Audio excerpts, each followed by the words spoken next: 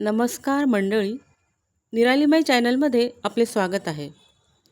गंगा दशहरा या सणाची माहिती आपल्यासोबत शेअर करते. ज्येष्ठ महिन्यात ज्येष्ठ शुद्ध प्रतिपदा ते ज्येष्ठ शुद्ध दशमीपर्यंत 10 दिवस शंकराच्या देवळातून हा उत्सव साजरा केला जातो. शंकराच्या पिंडीवर अभिषेक आणि लघुरुद्र केले जाते. अभिषेक पात्रातून पाण्याची धार सतत शंकराच्या पिंडीवर पडत असते. रुद्र हे शंकराचे एक स्तोत्र आहे. ते 11 वेळा म्हटले की एका दक्षिणी होते. 11 एका दक्षिणीचा एक लघुरुद्र आणि 11 लघुरुद्रांचा एक महारुद्र आणि 11 महारुद्र केले की एक अतिरुद्र होतो. अशा प्रकारे अभिषेक करणं ही शंकराच्या भक्तीची, उपासनेची एक पद्धत आहे. शंकर हा गंगाधरच आहे. गंगेला धारण करणारा परमेश्वर आहे. गंगा दशहरा असे का म्हणतात? गंगा नदीच्या काठी या 10 दिवसात जो उत्सव साजरा करतात त्याला दशहरा, गंगा दशहरा असे म्हणतात. दशहरा म्हणजे गंगो उत्सव. गंगा नदीचा हा उत्सव असतो. भारतात प्राचीन काळापासून गंगेला पवित्र नदी मानले आहे. तिला गंगा मैया किंवा गंगा माता असे आपण म्हणतो. या पवित्र नदीत स्नान केल्याने आपल्या सर्व पापांचा नाश होतो अशी भाविकांची श्रद्धा आहे.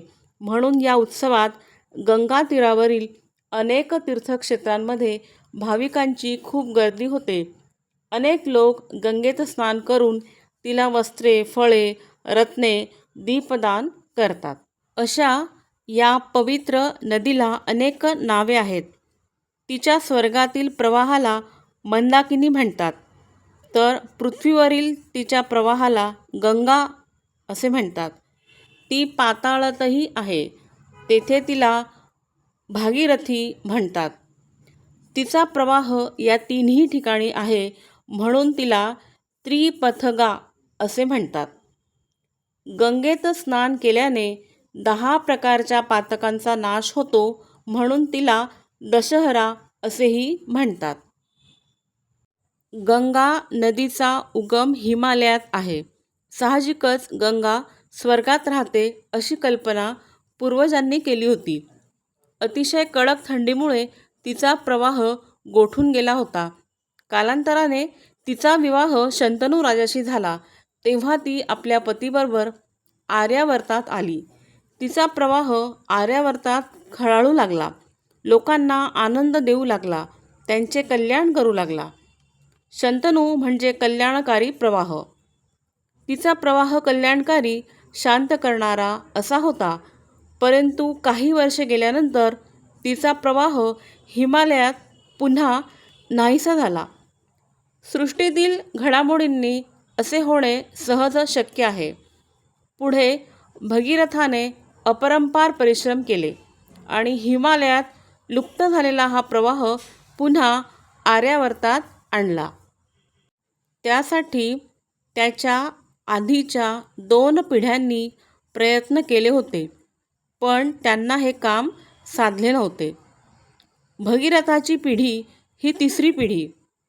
त्याने हे जे न थकता आणि न कंटाळता चिकाटीने प्रयत्न केले आणि यश मिळवले ते खरोखरच कौतुकास्पद होते. त्यामुळे अशा प्रकारच्या प्रयत्नांना भगीरथ प्रयत्न असा शब्द म्हण आपण वापरतो. तेव्हा गंगा आर्यावर्तात आली. या पाठीमागे भगीरथ कुळातील 3 पिढ्यांची तपश्चर्या आहे. गंगा अवतरणाची ही कथाही मोठी मनोरंजक आहे. फार प्राचीन काळातील ही कथा आहे. इक्ष्वाकू कुळामध्ये सगर नावाचा एक सम्राट होऊन गेला.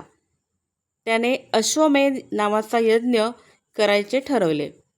हा यज्ञ केवळ सम्राटांनाच करता येतो, कारण यज्ञाचा अश्व देशोदेशी फिरत असताना त्याला जर कोणी अडवून ठेवले तर त्याच्याशी युद्ध करावे लागते. त्या राजाचा पराभव करून तो अश्व सोडवून आणावा लागतो. म्हणून ज्याच्या अंगात भारतवर्षातील कोणत्याही राजाशी लढून विजय मिळवण्याची खात्री असेल असाच राजा हा यज्ञ करीत असे. सगर राजाचे सामर्थ्य अचाट होते. त्याला 60,000 पुत्र होते. पूर्वी राजा आपल्या प्रजेला आपल्या मुलांसारखे मानित असे. हे लक्षात घेतले की राजाच्या 60,000 पुत्रांचे कोडे सुटेल. अशा सामर्थ्य संपन्न सगराने अश्वमेध यज्ञ सुरू केला. त्याने यज्ञाचा अश्व सोडला. त्याच्या संरक्षणासाठी त्याचे 60,000 पुत्र निघाले. घोड्याचा संचार सुरू झाला. फिरता फिरता तो घोडा कपिल मुनींच्या आश्रमात आला. तेथे तो चरू लागला. मुनींना याची मुळीच कल्पना नव्हती. पाठोपाठ घोड्याचा शोध घेणारे सगरपुत्रही तेथे आले. घोड्याला तेथे चरताना पाहून या मुनींनीच हा घोडा मुद्दामून पळवून आणला असावा असे त्यांना वाटले. त्यांनी सारासार विवेक न करता मुनींना वाटेल तसे बोलायला सुरुवात केली. आरडाओरडा वाढला. त्यामुळे मुनींची समाधी भंग पावली. त्यांच्या ध्यानधारणेमध्ये अडथळा आल्यामुळे ते संतापले आणि वाटेल तसे बोलणाऱ्या सगरपुत्रांना त्यांनी शाप देऊन जागच्या जागी भस्म करून टाकले. बरेच दिवस झाले तरी यज्ञाचा घोडा परत आला नाही. हे पाहून सगर राजाला काळजी वाटू लागली. त्यांनी आपल्या नातवाला बोलावले. त्याचे नाव अंशुमान. त्याला घोड्याच्या शोधार्थ पाठवले.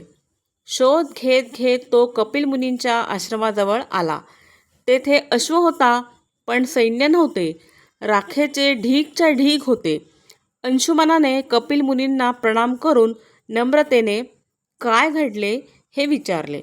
त्यांनी सारी हकीकत सांगताच अंशुमनाला फार फार वाईट वाटले. त्याने शोकाकुल मनानेच विचारले, मुनिवर, झाल्या गोष्टीला काही उपाय नाही का? माझ्या या पितरांच्या उद्धाराचा मार्ग तेवढा मात्र आपण सांगावा. मुनी म्हणाले, मुला, याला एक उपाय आहे. स्वर्गातील गंगेचा प्रवाह जर या जागेवरून जाईल तर गंगो उदकाच्या पवित्र स्पर्शाने यांचा उद्धार होईल. अंशुमनाने ते ऐकले आणि तो गंगेला पृथ्वीवर आणण्याच्या प्रयत्नाला लागला. त्याच्या हयातीत ते काम झाले नाही. त्याच्यानंतर त्याचा मुलगा दिलीप यानेही पुष्कळ प्रयत्न केले, परंतु त्यालाही या कामात यश मिळाले नाही. पुढे दिलीपचा मुलगा भगीरथ याने मात्र ते कार्य शेवटास नेले. भगीरथाने दीर्घकाळ आणि कठोर अशी तपश्चर्या केली. गंगेला प्रसन्न करून घेतले. पण गंगा स्वर्गातील पवित्र नदी. तिच्या मनात काही शंका आल्या. तिने भगीरथाला विचारले, भगीरथा, मी स्वर्गातील पवित्र नदी आहे. मानवांची पापे नाहीशी करता करता मीच मलिन झाले तर? भगीरथाने तिला सांगितले, माते, तुझं म्हणणं खरं आहे, पण पृथ्वीवरील थोर ऋषीमुनींच्या तपाचरणाने, पुण्यकर्माने तुला अपवित्रता कधीच येणार नाही. हे थोर महात्मेच तीर्थाला तीर्थत्व, पावित्र्य देत असतात. ते आपल्या पुण्याईने तुलाही पवित्र करतील. गंगा म्हणाली, भगीरथा, अगदी बरोबर आहे तुझं म्हणणं. मला पटलं. पण माझा प्रवाह अतिशय वेगवान आहे. स्वर्गातून तो खाली येताना त्याचा वेग पृथ्वी सहन करू शकणार नाही. त्यासाठी तू शंकराला प्रसन्न करून घे, मग मी पृथ्वीवर येईन. भगीरथाने मग पुन्हा तपश्चर्या केली. शंकराला प्रसन्न करून घेतले. त्यांनी गंगेचा भार आपल्या मस्तकावर घेण्याचे मान्य केले. ज्येष्ठ शुद्ध दशमीला गंगेचा प्रवाह शंकराच्या मस्तकावर पडू लागला. तेथून तो प्रवाहित झाला. नंतर सगरपुत्र जेथे भस्मीभूत झाले होते तेथे गंगामाई गेली आणि तिच्या पवित्र पाण्याने त्यांचा उद्धार झाला. पृथ्वीवर गंगा अवतरण्याच्या कथेत 3 पिढ्यांच्या श्रमाचा, चिकाटीचा इतिहास आहे. भगीरथाचे प्रयत्न यशस्वी झाले म्हणून आजही आपण एखाद्या कठीण काम पूर्ण झाल्यास भगीरथ प्रयत्न केले असे म्हणतो. गंगा नदीला पवित्र मानले जाते त्यामागे हा मोठा इतिहास आहे. आपला देश कृषीप्रधान असल्याने आपल्या देशात नद्यांचे महत्त्व विशेष आहे. नद्यांचा उपयोग आपल्याला खूप होत असतो. नद्या डोंगरातून वाहत येत असतात तेव्हा ते गाळ आणतात आणि त्यामुळे त्यांच्या तीरावरील जमीन सुपीक बनते. फार मोठ्या नद्यांचा वाहतुकीसाठी सुद्धा उपयोग होतो. नद्यांमध्ये मासे असतात, त्यांना मारून त्यांची उपजीविका काही लोक करीत असतात. तसेच नद्यांमध्ये साठवलेले जे पाणी असते त्याच्यावर धरणे बांधली जातात. ते पाणी शेतीसाठी आणि पिण्यासाठी सुद्धा वापरता येते. वीजसुद्धा त्यावर केली जाते, बनवली जाते. नदीचे असे हे विविध अनेक उपयोग आहेत. नदी ही चैतन्यदायी आहे. दशहरा म्हणजे गंगेचा उत्सव.